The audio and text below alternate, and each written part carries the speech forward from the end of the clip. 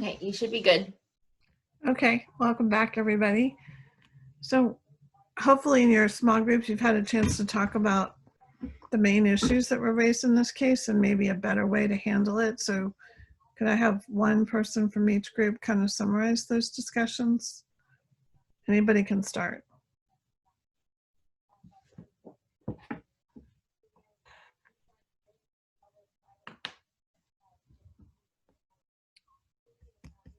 Call on somebody randomly unless you volunteer. This is Jennifer. Our group talked about certainly the misalignment of expectations and that there didn't seem to be a clear communication channel between the mentor and the mentee, and that we thought there was a couple of different ways to not necessarily prevent, but to kind of extract the faculty member from this weird mentoring relationship that doesn't seem to be a good fit anymore, which could be that the mentor could be more responsible for checking in more regularly and asking about how things are going, but also that the mentee might benefit from a mentoring team or at least one other colleague who's not involved in this center grant project that could help guide them through some of this political kind of mess that the faculty members found themselves in. So do you think that the expectation of the mentee or in our case, it would be the fellow, since she's a tenure track faculty member, do you think her expectation was that she would work on his projects? Or is that an assumption on the part of the faculty member, the mentor?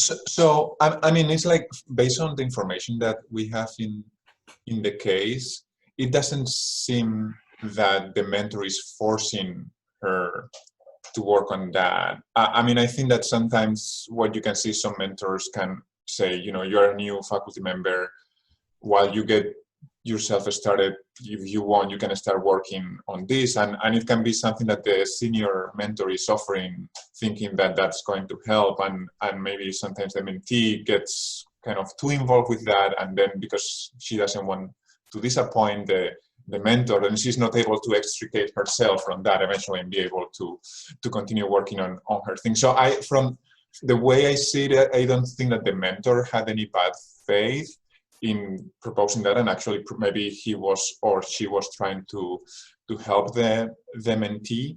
It's just that then there was no follow-up, no communication between them to be sure that they were clear in what they wanted, and there's not enough information there to know what really happened. Mm-hmm. There's not enough information in what you know of the case, but there's probably also not enough information between the mentor and the mentee. Yeah, no, definitely. How about the second group? Thoughts?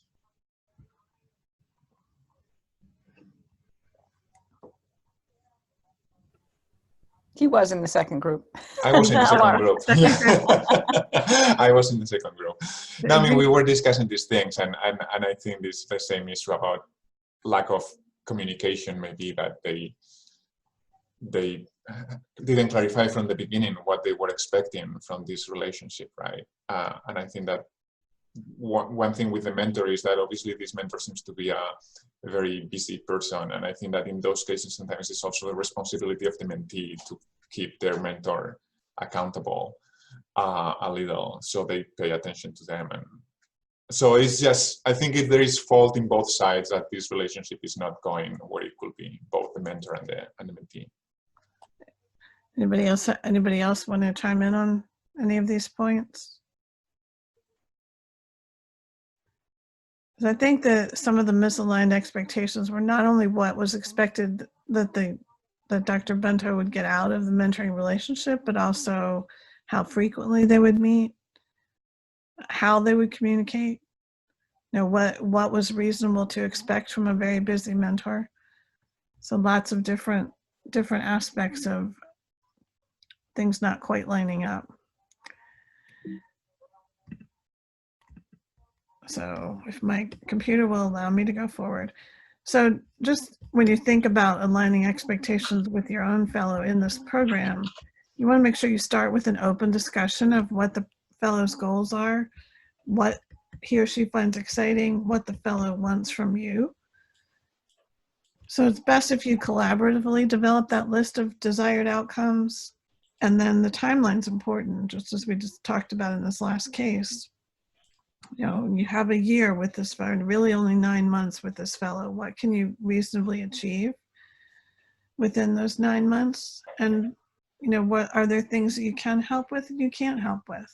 And if it's something you can't help with, can you point the fellow in a direction where you can find someone else to help them with what they need on that particular issue? You want to make sure that you're clear about what the roles and responsibilities are in the relationship. So who in that last case was supposed to set up the frequency of meetings? And are we going to talk by phone or by Zoom or by text or email in person? And how soon can I expect you? Or do you expect me to reply to you? So if I am right in the middle of writing a big grant, am I going to respond to your email within a day or a week? If I email you, I'm the mentor, and I email you at 11 o'clock at night, do I expect you to answer me by 7 the next morning? Those sorts of things, although they seem like they should be straightforward, sometimes people's expectations are quite different. Again, if my computer will allow me to go forward, there we go. The other best practice is to schedule periodic check-ins.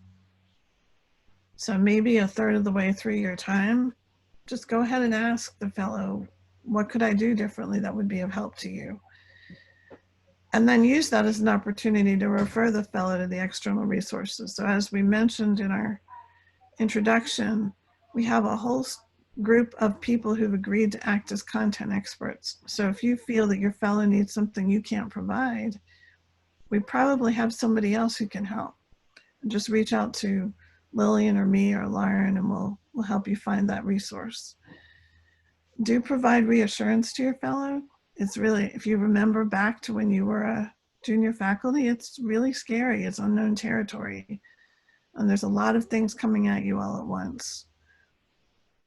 Do remember that you're not creating someone in your own image, and that especially in a program like this, your mentees' career goals and plans may be quite different from yours. So if you're a basic scientist and you are mentoring a clinical researcher, you have to listen more and try to understand what their goals and plans are. Also, we recommend being sensitive to the power differential. You are all very accomplished senior faculty members. That makes you scary, whether you like it or not. I'm always a little surprised when somebody finds me scary, but they do. And so remembering that there is a power differential and trying to make them feel welcome at home. We will tell you that in this case, we've been very clear with your fellows that they are expected to reach out to you to set the meeting agenda and help schedule meetings. That's not something you're expected to do. If you have a fellow who's not doing that, then give them a nudge. And if you still have issues, please feel free to reach out to us. Anybody have any last comments on aligning expectations before we move on?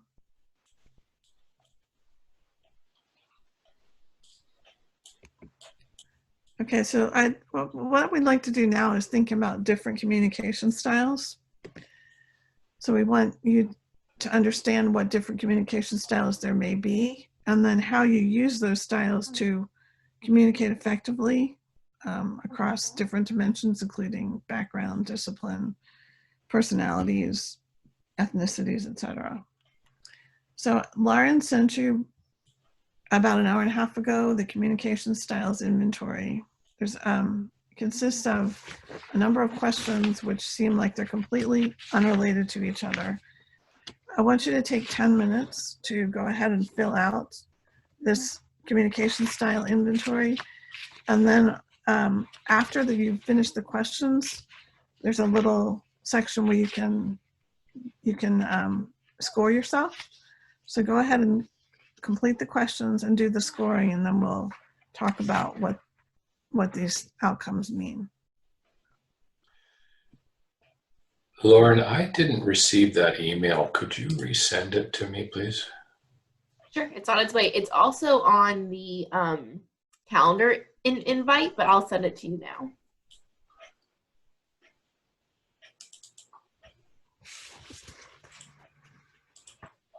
Thank you.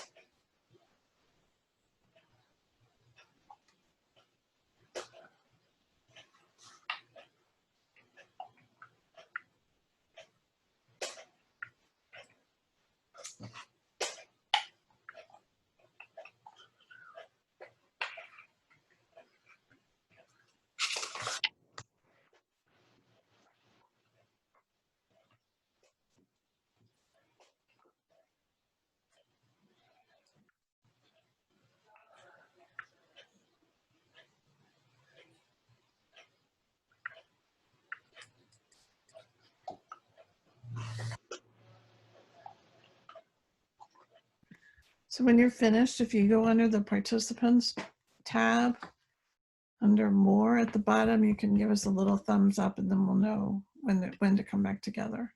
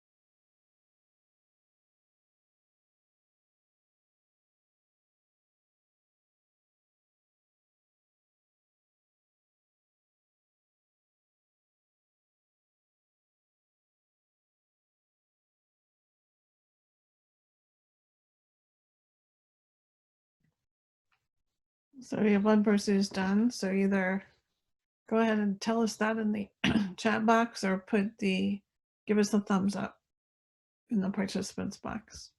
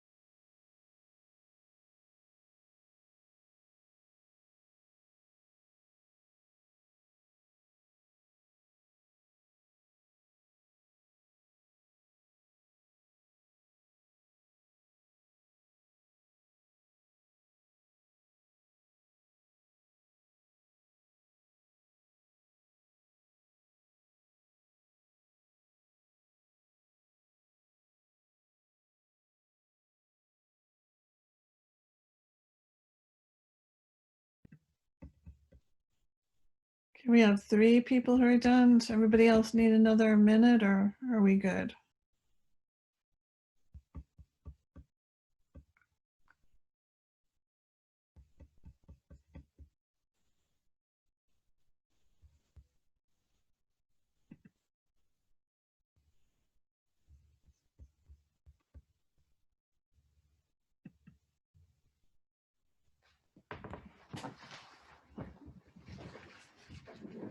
All right, I think that's just about everybody. So let me ask you first, were you surprised? Let's go to the scoring sheet for a minute here. So your score in each of the 4 categories should range from 0 to 20. So the higher the score, the closer to 20, the stronger your preference for a particular communication style. If you have one score that's very high and the others are much lower, you have a very clearly preferred style. But if you have it's kind of medium scores in all of the boxes, and you're able to switch back and forth between these scores. So for communication styles, what, how, who, and why. So those who scored very highly in style 1, do we have anybody on the call who scored highly in style 1 and is willing to admit it?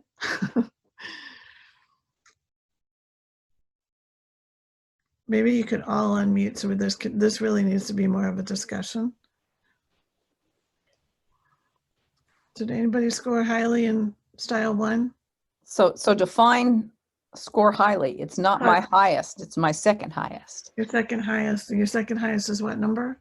10? 10. So that's kind of medium.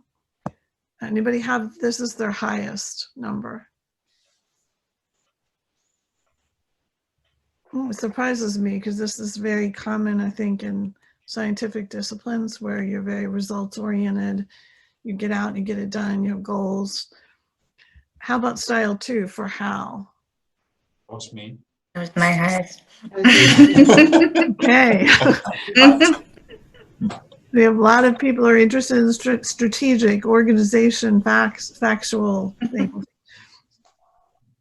How about style 3, people oriented? We have one. That's Tavi's my second highest. So your second highest. So as a physician, that would not surprise me. So your approach is more people oriented. The relationships are very important in teamwork. And how about style 4? Why? Anybody score highly? And you have Jennifer. Yeah, I was tied between 2 and 4 as my highest. That's interesting. So are you somebody who is very focused on big ideas, theories, innovation?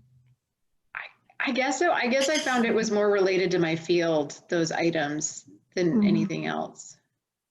Mm-hmm. So I don't know that we'll do a breakout room since we have such a small group, but was anybody surprised to where they landed in these communication boxes? I was surprised to see that I'm kind of even across all of them, and it's only off by like 2. So do you tend to switch back and forth depending who you're talking to? I guess I am doing that. I just didn't realize it. I always thought I was kind of the same. I'm like, oh, I'm not as rigid as I thought I was, which is good. Has anybody had a really strong preference, find it difficult to, let's go back, find it difficult to focus on people when you just want to get the job done, for example? Well, I mean, I that's, feel that way sometimes. Sorry, say that again, Laura? I said I think we all feel that way sometimes, especially under time pressure. Celeste, you said you were high on which 2? I was high on why and what. Why and what? So that's an interesting contrast. So do you find yourself using the idea approach when you're talking to different groups of people versus the action approach maybe when you're talking to your trainees? Probably that you adapt. I mean, that's the trouble. This tells you kind of your predisposition, but you learn what's situationally appropriate. And so hopefully you monitor what you're doing for what's situationally appropriate. So yes, I write a lot, so I do a lot of why. I think situationally appropriate is a good way to put it. It's also something to think about when you're interacting with individuals, that they would have a completely different style than you, and maybe, and I find myself, so for the people part, sometimes I tend to just jump in because I'm very results oriented, just jump in, talking to Russ earlier about a PPG that we're trying to put in, and I just want to get it done. I have deadlines. Let's get it. Let's do this. Whereas at least one of my team members would much prefer that we chat about what we did over Labor Day before we jump into how we're going to get things done for the PPG. And I have to remember to stop and ask sometimes. So maybe we can talk for a minute about the second case study. We don't have a lot of time to spend on this, but I would like you to think about using the information about these different communication styles, how they could apply in a situation like this. So you all received this second case study in your email. So let's just take a minute to read it together. We won't do breakout rooms here.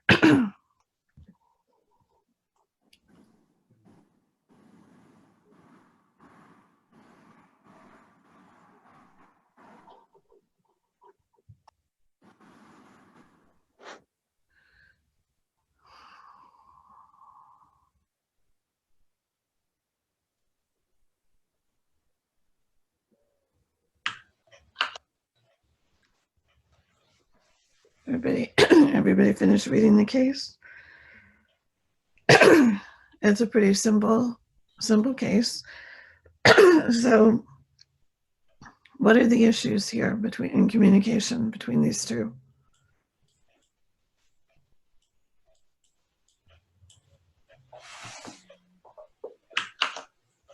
Well, one thing is it looks like on your chart that the mentor is a how and the mentee's a what. And so the mentor expects the process to be followed, and the mentee says, okay, you've given me feedback about that. Now I can submit it. Let's get it done. So maybe the mentor's more a person too. I don't know. What and the communication? Go ahead. The mentor sounds pretty rigid, in fact, to me, with this insistence on the written document there. Yeah, that's to me. That's one of the questions in this: is what is the relationship between the IDP and writing a grant proposal? Is one really necessary for the other? Got one head shake there. Yeah, I found that, I mean, there's a lot that's unstated in this case study. Let's put it that way. So the question is, okay, the mentee is required to submit this IDP, but yeah, what is the relationship? And, it all comes down in my mind to what the mentor said when they emailed Dr. R. It asked him to clarify his goals. Was that, please send me back a revised copy? Or is it just, you should make clear exactly what your goals are? And without knowing that, it's kind of hard to parse this one out. I actually, it's interesting. Somebody said that they thought that the mentor was being overly rigid. And I guess this is the difference in styles.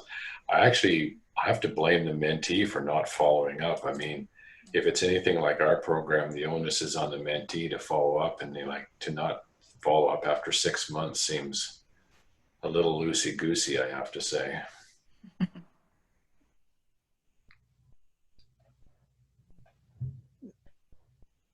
So it's interesting you point out to clarify his goals. I mean, to me, that communication needed to be very specific about what was expected, right? Yeah, I agree. And the thing is, we don't know what was stated, right? So that the mentor could have been too vague, or the mentee could have just not followed up at all. It's hard to know what actually happened here. And so 6 months go by and you said, I blame the mentee for not following up. What was the responsibility of the mentor in that case? Yeah, I think the mentor has to carry some of the load as well. I agree with that. So how, Celeste, you said you thought the mentor was how, and what did you think the mentee was? The what? The action, get it done. Whereas the mentor's saying, follow the process, you do the IDP before you submit, I have to approve this before you go on. I mean, that's what it sounded like to me, so. Yeah. So is there a style that the mentor could have adopted that would have been more aligned with the mentee? Well, I don't know. I would say it's not that you adopt somebody else's style so much as that you recognize the difference in style. And recognizing that difference, you increase your communication to adapt to it. I mean, so, I think, I can't know if it was Ross who said it, but okay, if you're dealing with somebody who really is a cut to the chase person, you have to be real clear about what the chase is along the way. So, you have to say more about what you expect. So how do we figure out what the style is of the person that we're working with? I guess talk to them more and listen for that. I mean, I think it's hard sometimes, right? Yeah. There's probably a little trial and error involved. Yeah.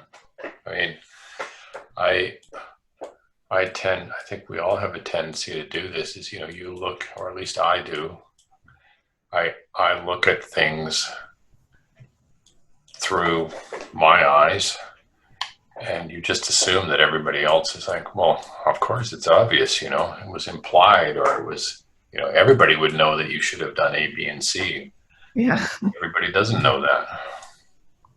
I think that the example I have that brought this home to me more than anything else was when I changed chairs. So my chair for the first 25 years of my career happened to be also my postdoctoral mentor. And he was somebody who's very much the why style, only cared about big ideas. I would go and I would say, I think we need a mentoring program in the department. And he'd say, okay, good, go do it. And that was the end of the conversation. And then when he retired, I have a new chair, and if I take an idea to him, I have to have like 2 inches of documentation about why I think we need to do something and how we're going to do it. And he wants all the details.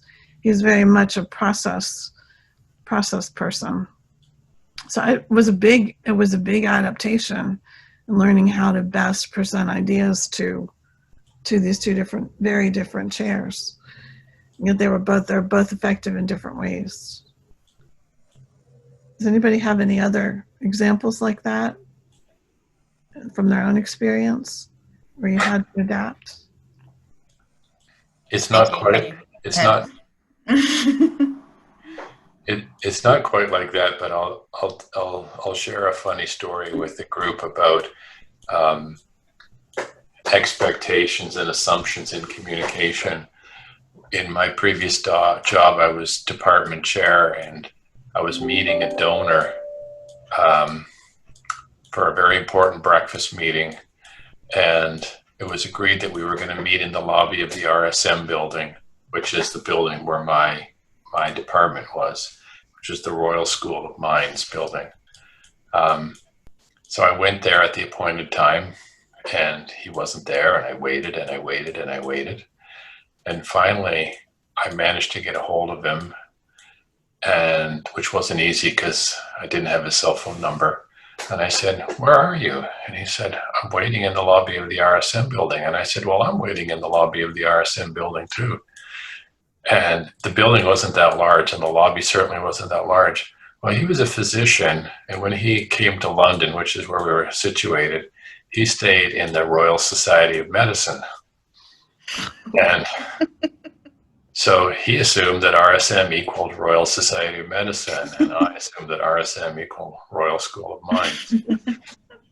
And if you want a clear exposition of the differences between physicians and engineers, I can't think of one. So, yeah, this is it's not so much about communication styles, but that was a real eye opener for me, because it was just, oh my gosh, how could we have been so on the same page but not on the same page, And everybody brings different biases to their discussion. Let's just put it that way. That's right. Laura, you were about to say something? Oh, yeah, it's not about mentoring, but just when you said that about kind of the why versus the how person, it reminded me of sitting in grant review and kind of seeing how people, like, it drives me insane if someone has a great idea, but they have no details on how they're going to do it. And people are like, this is great. I'm like, but how are they going to do it? And so that might be kind of a good task to see what someone's style might be. Right. It's interesting you say this, because as I was reviewing this last night, because I am in the middle of writing a grant, I was thinking that it's really helpful to keep this in mind when you're writing a grant, because your review committee is going to be composed of those people who want all the details, those people who just want to know what the idea is. Right. Not so much the people part, maybe not so much in grant writing, but the action part definitely about results, objectives, and achieving. So, I think being aware of how what you're trying to communicate is being received is really important.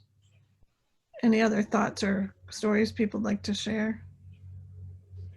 I think in a way this goes also, and to me it's interesting, the overlap between way of thinking, how you organize work, and communication. Because it reminds me of a time when it was probably one of the worst times for me to collaborate with somebody else in writing a review article. The person was about the same kind of rank as I was, from a different institution, and we could not start the process because we had very different styles of organizing the material and working.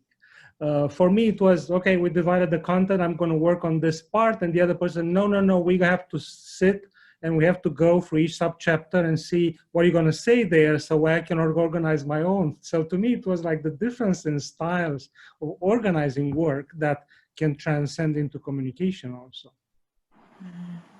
So in a way, the process had to win there because there was no way to just say, oh, we're going to go with the big idea. You have to go through organizing the material with the other person. Right. That's exactly right. In some cases, one style may be preferable over another. Kathy, I would say that if you can make it work with two different styles, though, it's a beautiful thing because you look at the same thing in two ways, and that usually comes out better than a sort of a monocular view, right? But definitely different perspectives. Yeah.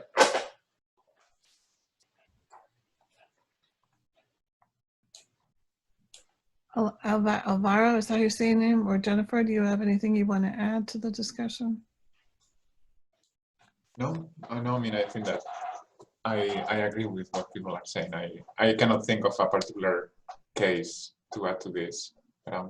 I was thinking, as people were talking, I was thinking about my mentees and students I work with, and how to apply this and how to try to figure out what may work for them to make this more fruitful.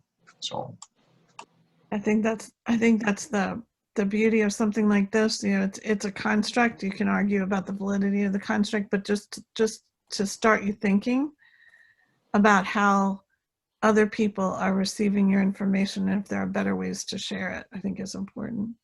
Jennifer, you were about to say something. No, I was just going to add that I could see utility in this kind of activity when you're starting a mentor-mentee relationship, or if you're running a mentoring program to try and match people, or at least create a team that has people with different strengths. Yeah, that's a whole other aspect of it. Is having different communication styles on a team. To Ross's point earlier about making it more, it's a beautiful thing. Kathy, have the mentees been asked to complete this survey? They have not. I would say it might be an interesting thing for you to use with your individual mentee.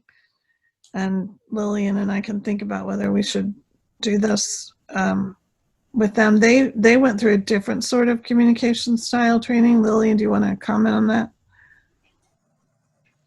Yeah, sure. So I used, and I'm sorry, my internet's a little unstable, which is why I'm not on video, but hopefully you can hear me. So we spent about 2.5 or 3 hours on an assessment that really focused on their style of relating. So it does have some similarity with some of the dimensions of this communication styles inventory, but it also really focused on how people change their style when in conflict. So one of the things that I have found is people often struggle with conflict management, and they particularly have trouble often switching gears and using approaches that they might not be comfortable with. So this inventory I really like because it focuses on your kind of motivation for relating to other people when everything is going well, but then it also gives you a more nuanced understanding of your style of relating when in conflict. And some people change a lot, some people don't change very much. So it was a different inventory, but I create this in some way, Kathy, particularly if we're going to use it with the mentors as well. It becomes a point of potential discussion and disclosure, which is what I was talking to you guys about whenever it was. It seems like years ago. I guess it was about a week and a half ago. It gives you something to kind of talk about if you want to, have a discussion about your style of relating, which can be really helpful. So let's just quickly wrap up because we're just about out of time. So if you're communicating with an action-oriented person, you want to focus on the result first, state the conclusion at the outset, give them your best recommendation without providing a lot of different alternatives, be brief, and emphasize what's practical in your ideas. If you're communicating with a process-oriented person, you want to be very precise, like with my new chair, state the facts, present all the background of the situation, the outcome, break down your recommendations, include options and alternatives with the pros and cons.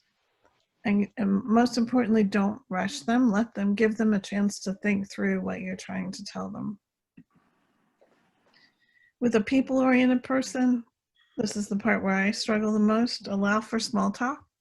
Don't jump right into the discussion of what's expected.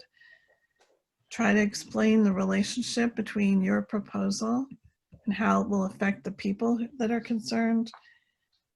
Talk about how it might have worked well in the past. You might bring in people that they respect, indicate that they would support this approach, and be very informal. So I have one of my coworkers is very formal in every email she writes. And so many times I get feedback from the people she sends it to that she's very rigid, and she's they kind of take offense at her style. She thinks she's being very complete and factual, but it does rub people the wrong way. So sometimes just, hey, what do you think about this? This is better than, I need you to do X, Y, and Z. We need to think about this. If you're communicating with an idea-oriented person, make sure you have time for discussion. And this is, again, my old chair would go off on tangents, and I would have to say, like, sit there and try to figure out how that had anything to do with what we started talking about.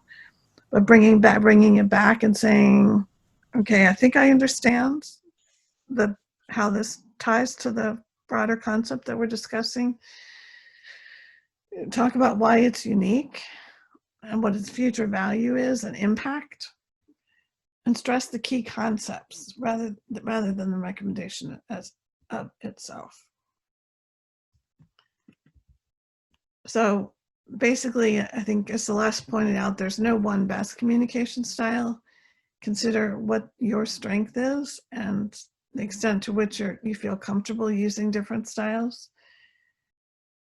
Most importantly, I think from this discussion, it's very clear that we have to make sure that our own style may be different from others, and learn to tailor our style of communication when we're interacting with our fellows, because that really can improve the effectiveness of our relationships.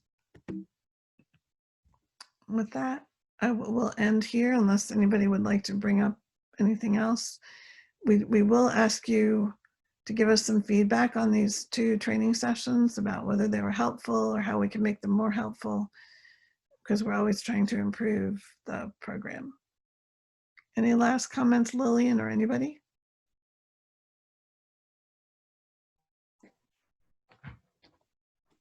I just want to thank you guys for coming. I know that you all have a lot of mentoring experience, and it's really heartening to me that so many people wanted to learn more and learn different ways to improve their mentoring. I think it's really a testament to all of you. So thank you for taking the time. I know this is a particularly crazy semester, and just really appreciate all of your great comments and input and willingness to learn more about this.